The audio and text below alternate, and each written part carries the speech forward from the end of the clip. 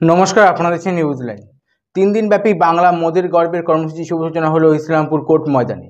উপস্থিত ছিলেন রাজ্যের মন্ত্রী গোয়ালপুকুরের বিধায়ক গোলাম রাব্বানি, ইসলামপুরের বিধায়ক আব্দুল করিম চৌধুরী, উত্তর দিনাজপুর জেলা শাসক সুরেন্দ্র কুমার মীরা, পৌরসভার চেয়ারম্যান কায়নান আগরওয়াল সহ আরও অনেকে। প্রদীপ জ্বালিয়ে শুভ অনুষ্ঠানের সূচনা করা হয়। বিভিন্ন নৃত্যানুষ্ঠান, সঙ্গীতানুষ্ঠান অনুষ্ঠিত হবে এই মঞ্চে 3 দিনব্যাপী। পশ্চিমবঙ্গ সরকারের বিভিন্ন উন্নয়নমূলক কাজের প্রদর্শনীশালার ফিতে কেটে উদ্বোধন করেন মন্ত্রী ও বিধায়ক। সন্দীপ বিশ্বাস মহাশয় উপস্থিত রয়েছেন।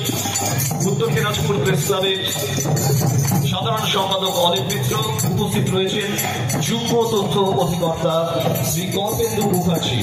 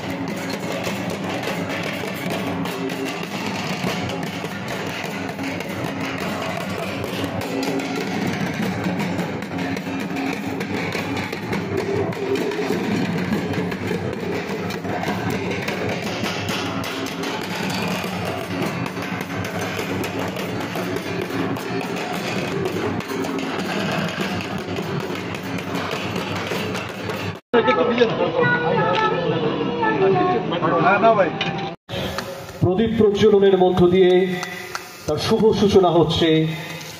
অন্ধকার থেকে আলোর পথে উত্তরণ ভারতবর্ষের চিরন্তন ঐতিহ্য।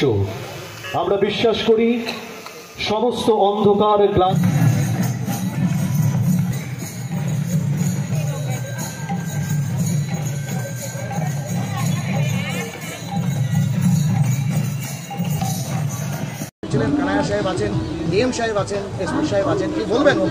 আমি ডিস্ট্রিক্ট ম্যাজিস্ট্রেট সুরেন্দ্র কুমার মীরা সাহেবকে আমি ধন্যবাদ দিচ্ছি।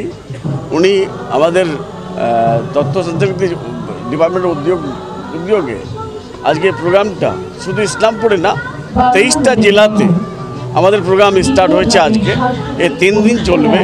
এই 3 দিন প্রোগ্রামে আমাদের শিল্পীরা সবাই এসছেন।